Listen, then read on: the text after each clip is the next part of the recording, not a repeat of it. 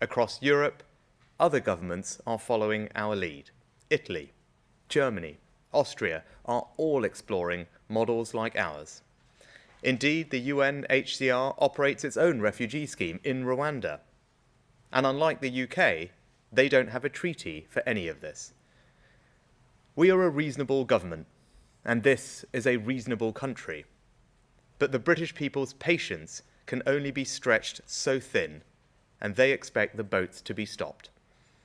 That is why I made it one of my 5 priorities. And whatever our critics might say, we are making progress. Because the Rwanda scheme is only one part of our strategy. Last December, the number entering the UK illegally in small boats had more than quadrupled in just 2 years. Since then, this year, they are down by a third, even as the numbers entering the rest of Europe have soared, with illegal crossings of the Mediterranean up by 80%. We're ending the farce of taxpayers footing the bill to put illegal migrants in hotels, with 50 closures announced already, returning them to local communities. Illegal working raids are up by almost 70%, and we have made over 5,000 arrests this year. We've concluded returns and cooperation agreements with France, Bulgaria, Turkey, Italy, Georgia, and Albania. We've cut the legacy initial asylum backlog by almost 2/3, and in total, we've returned over 20,000 illegal migrants this year. The facts are clear. This government has done more and delivered more than any government in the last 5 years to tackle illegal migration. But to fully solve this problem, the Rwanda policy is a necessary deterrent. That's why it's important that the Supreme Court has today confirmed that the principle of removing asylum seekers to a third safe country is lawful.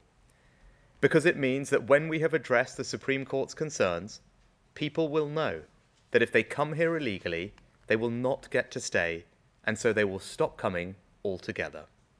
That is how we will stop the boats. In recent years, many people have lost faith in politicians' ability to do the things they said they would do. They fear that politicians are more interested in grandstanding than delivering for the British people. I've been determined to change that, to deliver on the commitments that I make.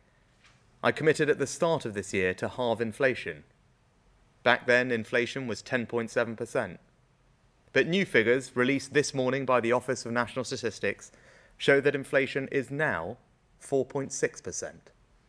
I'm not saying the job is done. Many people have struggled and continue to struggle. We must stay the course until inflation returns to target. But it shows that when I said we would halve inflation, I meant it. When I said I would stop the boats, I meant it. Today's judgment has not weakened my resolve, it has only hardened it, and we will deliver that too. Thank you. We'll take some questions from the media briefly. Can I start with the BBC?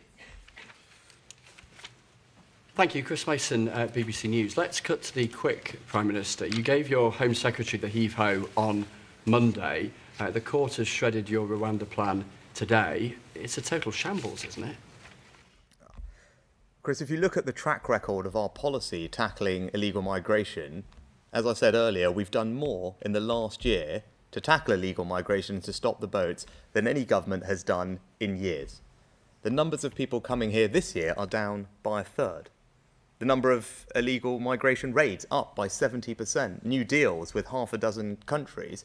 We've returned 20,000 people. We've made thousands of arrests, all while the numbers in Europe are getting worse. So that actually shows that when I said we would stop the boats when I made that speech in January, we are delivering. We're making strong progress. But in order to finish the job, in order to get the job done, we need the Rwanda deterrent to work. And that is why we've been preparing thoroughly, carefully, for all outcomes today. That's why we've already got a treaty that is virtually ready to go, which we will finalise in light of today's judgment. And that will provide everybody with the assurances they need. And indeed, the court today made recommendations. We will meet all those challenges with our new treaty. And then Parliament will have the chance to demonstrate unequivocally that Rwanda is safe for these purposes and in compliance with all our obligations.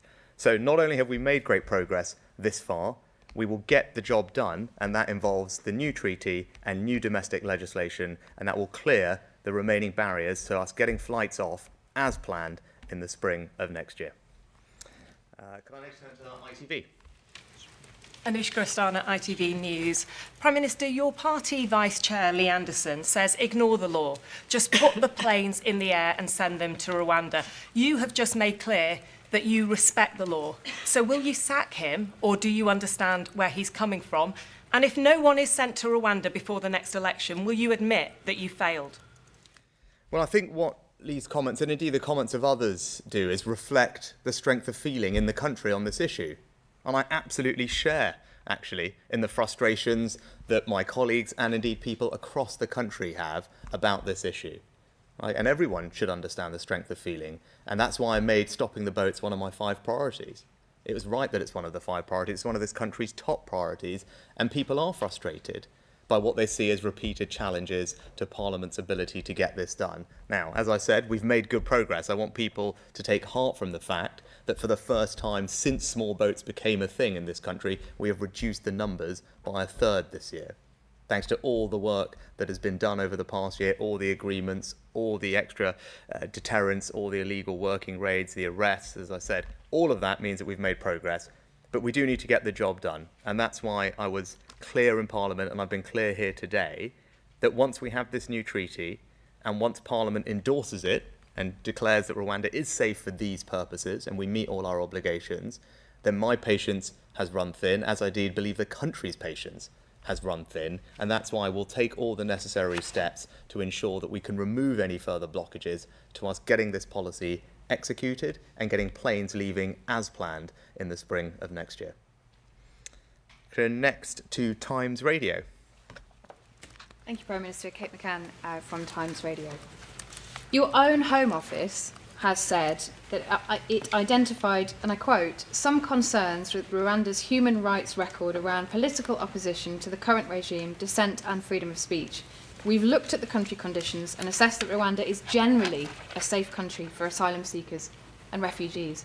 How can Parliament be certain that Rwanda is a safe country if your own Home Office isn't certain? And can you guarantee that a plane will leave before the next general election? Well, Kate, when it comes to the Home Office, has actually published a notice earlier this year which gave a full country guidance on Rwanda and explained the decision that it had reached and the assessment that it had made that it was safe for these purposes. But it's not just the Home Office that came to that conclusion. It's also important to remember that in the Court of Appeal, the most senior justice, the Lord Chief Justice, agreed with the government that we had sought and received the appropriate assurances from Rwanda about this particular issue that has been raised and the Supreme Court talked about today of onward refoulement.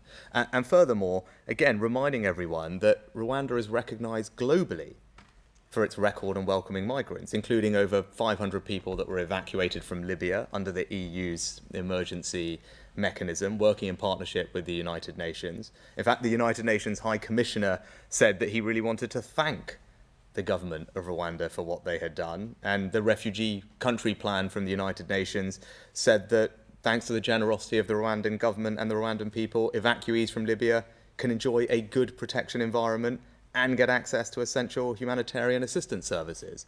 So look, those are the statements from the United Nations previously. We've had our own assessment, but as I said, our new treaty will put into binding law the assurances that everybody, including the Supreme Court, needs to make sure that people can be certain that when we send someone to Rwanda, they won't be incorrectly returned to their own country if that was problematic for them. And when we do that, Parliament will have a chance to support that point of view. And at that point, as I said, a sovereign parliament has declared, or will have declared unequivocally, that Rwanda is safe for these purposes. It fulfills all our obligations under the various different obligations that we have, because there are multiple. And in doing so, at that point, I do not expect there to be any more domestic barriers to us getting this policy working and planes leaving the UK. So you can guarantee one before the next election? As I said, we are working extremely hard to make sure that we can get a plane off as planned in the spring. Next, can I turn to the Daily Mail? Thanks, PM. Jesse Gross from the Daily Mail. We've had a lot of talk and a lot of legislation from quite a lot of PMs on this issue, and you're offering more of the same today. I mean, to return to Kate's question, I mean, people people's patience has worn thin. Can you give us a guarantee today that you will get those flights off before the election? Because you do have options, and at the moment it looks like it's all going to get stuck in the courts again. Well, what I'd say, Jason, is look, I understand people's frustrations. I'm incredibly sympathetic to them. I think the current system is both unfair and unsustainable, whether it's the farce of illegal migrants taking up hotels in local communities and costing taxpayers millions of pounds, whether it's just the base unfairness of some people jumping the queue, breaking the rules, exploiting our generosity, and, by the way, meaning that we can't apply our compassion and generosity to those who most need it. None of that is right. And people are needlessly dying. Innocent people are dying when they're making these illegal crossings. So they're being exploited by gangs. Any which way you look at it, the current system is not defensible, which is why it's one of my priorities to stop the boats. And as I said, we've made more progress in the past year than any government has in any year since this small boats phenomenon came upon us. And I'm confident that we will keep making progress. But getting Rwanda working is an important part of completing the job, having the deterrence effect that we need. And as I said, legislation will help us do that. We are responding to the Supreme Court. As I said, I don't agree with the decision, but I respect it and accept it. Rule of law is fundamental to our democracy. But what we have been doing is negotiating a new treaty with Rwanda that will be legally binding. And that will be ratified both by our parliament and in Rwanda. And alongside that, as I said, we will be introducing emergency, extraordinary legislation so that people cannot further delay flights by bringing systemic challenges in our domestic courts and stop our policy being repeatedly blocked. Right? That is a significant step. Because I said I was going to fundamentally change our country. I'm going to do what it takes to stop the boats. That is going to require extraordinary emergency legislation to remove those barriers. That's what we're going to do. And as I've also made clear today, that if we face future challenges for the European Court of Human Rights, then we need to revisit those relationships, and I will not allow a foreign court to block those flights. It is fundamental to me that we deliver on this priority. Stopping the boats is the country's priority, it's Home Secretary's priority, it's my priority, and we're going to get the job done. And lastly, if I could go to the Daily Express. Thanks, Prime Minister. Sam, this is Daily Express. Can you be explicit about exactly how you intend to stop European intervention on this matter, because it isn't really clear? And also, we've had two comments, one from former Home Secretary Priti Patel saying that actually the Court of Appeal ruling was explicit in its concerns about this issue, and you should have been able to see that at the time and mitigate against it to prevent this happening. And allies of Suella Braverman say that they try to see it off with action to prevent this as well. So two former Home Secretaries suggesting you should have seen this off months ago. So why didn't you? Well, lots in there, Sam. Just first of all, we've delivered more in this last year to actually tackle this issue than any government has previously. I'm very proud of our record. Small boats became a phenomenon 4 years ago. For the first time ever this year, under my leadership, the numbers are down. They're not just down by a little, they're down by a third. The number of arrests are in the thousands. The illegal migration rates are up by 70%. We've returned 20,000 people, and for the first time, we're actually now closing hotels, returning them back to local use, saving taxpayers money. So I'm very proud of everything that we've achieved in this past year. I think it's more than anyone has ever done in tackling this issue. But I always said tackling this issue was not easy. When I made the speech in January and I said that stopping the boats was a priority, you asked me then, when exactly, and I said, of all the things I'm going to tackle, this is the hardest. It won't be solved overnight. There's no silver bullet, which is why we have to do all these things, and Rwanda is a part of that, and that's why we will continue to get it done. Now, in terms of the European Court, one of the things that people asked me in January when I made that speech, and similar question, was about Rule 39s. These are these judgments that come from the European Court that have blocked us from doing things in the past. I said then that we were going to engage in a process with the European Court to have reform of how they do that, and on Monday, you may have seen that they concluded that they are going to make significant changes to that process. They are going to have named judges. They're going to make sure that countries can make their representations before they make their determinations. They're going to ensure that they should only be given in exceptional circumstances where there is risk of irreparable harm. So that shows that, by the way, our work on that this year has been successful. Many people thought it wouldn't be, but it has been. So we've already reformed that process. But what I said, I don't think we need to get into the speculation of that now, because I'm confident that what we are doing will meet all our obligations, and I'm confident that once Parliament asserts that will be something that people pay due attention to. But let me just be clear, what I will not do is allow a foreign court to block our ability to get these flights off once a sovereign parliament has determined in law that Rwanda is a safe country for these purposes and meets all our obligations. And I want to be crystal clear about that, because we will stop the boats, and getting this policy working is vital to doing that, and we will do absolutely everything that is necessary to make that work. Thanks very much.